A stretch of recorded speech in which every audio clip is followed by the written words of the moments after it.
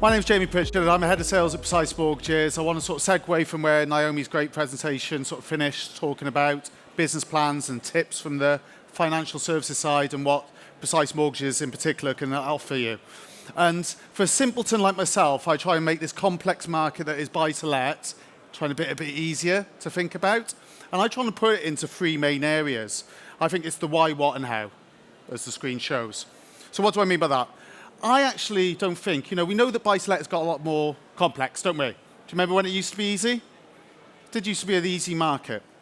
And I'm trying to think about, in the last 5 years of changes, or even if it was 20 years ago, started in the industry 20 years ago, bought buy-to-let not long after that, and my reasons for buying a buy-to-let, and a lot of your landlord's reasons for buying a buy-to-let, has probably never changed.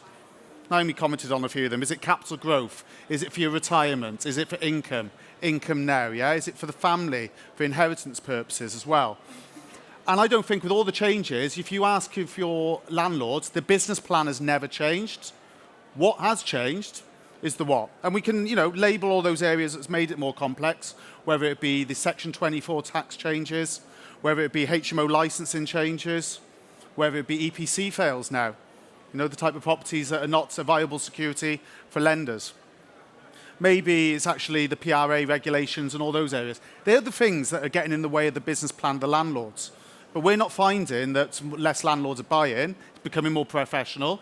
Maybe less accidental landlords buying. But we're just finding that we now can still provide solutions.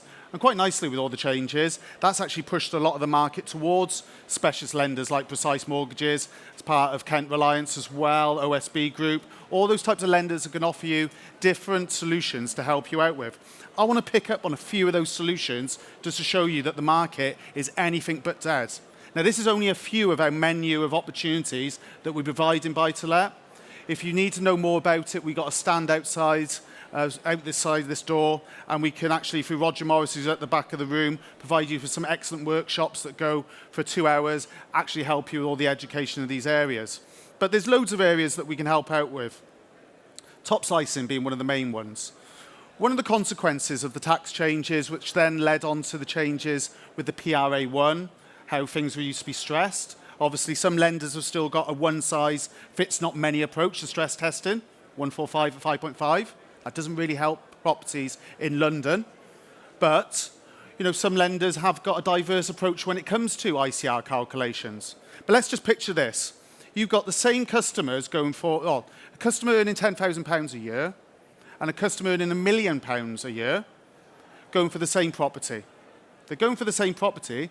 Actually, with the consequences that have happened and the ICR calculations, the person earning £10,000 a year can have more money for affordability. That's not right, is it? Doesn't seem right, but that's a butterfly effect and a consequence of what's happened in the market. So good lenders like Virgin, Barclays have brought out top slicing, where you can top up with your disposable income when the rental doesn't fit people's buy-to-let calculations. At Precise Mortgages, we've taken that one step further. Yes, we can use the surplus income if you've got it, if you have got that £1 million a year customer. But what about those customers where lenders on the high street don't understand actually buy-to-let? They may lend on it, but they don't understand how it works. Because how many of the high street lenders don't take buy-to-let income that you've earned as actually earned income? They don't, do they?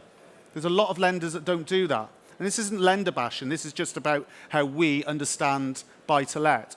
We've taken it one step further when it comes to top slicing because we will allow you to use the surplus income that you get from your buy-to-let portfolio to top up the rental, meaning that your landlords don't need to save up as much deposit to put down. They don't need to use different types of products when it comes to 5-year fixes. How much of your customers now have been pushed towards using 5-year fixes? That wasn't their business plan. They wanted to do 2-year fixes so they can reap the rewards of the capital growth, reinvest into their portfolio. But a lot of the market has been pushed towards 5-year fixes. Top slicing allows you the opportunity to unlock and bridge the gap to 2-year fixes.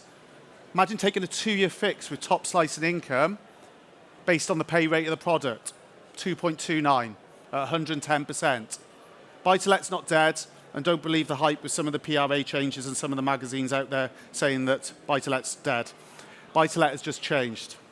And a lot of the market has shifted towards limited company. And by no means am I giving tax advice on this, okay? Leave that to Anne-Marie. But what I'm not doing, a lot of the market is going this way. It's just one of the structures of ownership out there that people are considering.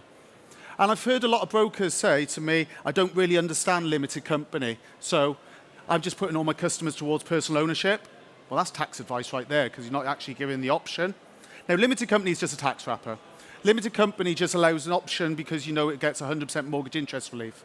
Limited company is simple to set up. It'll take you, if you're doing it for longer than 10 minutes, you're doing something wrong. It's probably because you can't find the business name that no one else has actually taken. Okay, but it's really simple. And this can link into your business plans, depending on which lender you are. We like SPV, should I say, lending. We like SPV lending, what it can be. But if it's trade in limited companies, then maybe there's lenders out there that can help you out for that as well. We want SPV because actually I don't want to mix the business plans. If you've got an electrical wholesaler's business, do they actually have a different business plan to what actually it would be if they're actually owning the properties? I bet you they don't want to own their electrical wholesalers into their 80s, 90s and beyond. Maybe actually mixing up the two is not the way to go as a business plan. I'll leave that down to you as the advisors and the tax advisors. And if your landlord's top tip is their first job was to go to estate agents, they've actually got it in the wrong way. Their first tip should be to go to their tax advisor and then see the type of property that they're looking to buy. Diversification of portfolios is a must. Yeah? Only if it's right for the customers, but when it comes to different things like HMO, that may be an option for customers. Now, did you know that 71% of HMOs in London alone have got the wrong license, or not even licensed? Now, 1st of October last year, if you didn't have that date in your diary, go back and look at it. That's a top tip from me, because that's when licensing changed.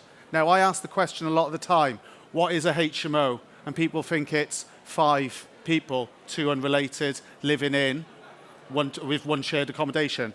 Well, you're incorrect, because I'm not talking about mandatory licensing, I'm talking about the Housing Act 2004.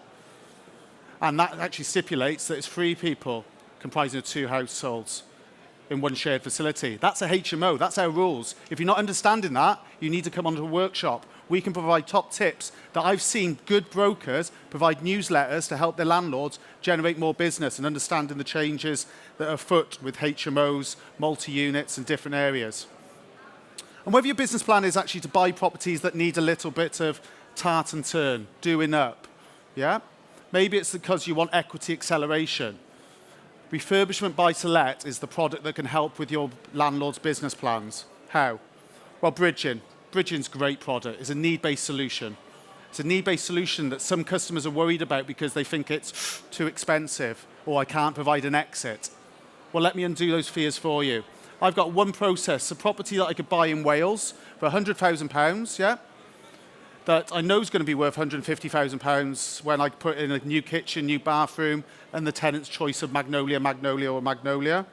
And then it's going to be able to exit it quite quickly. What do I mean by that? I can give you, in one process, 2 offers right at the outset. How? Because I send the valuer out, who will tell me with a great schedule of works that you've had drawn up with a landlord, what the property is worth now and what it's going to be worth afterwards. I will provide you the surety of exit of an 80% buy-to-let on the after-works value. So the exit route's already there. And if you're worried about that actually the 0.49% per month is too expensive and your landlord starts timesing that by 12, we'll only let you have it for 6 months.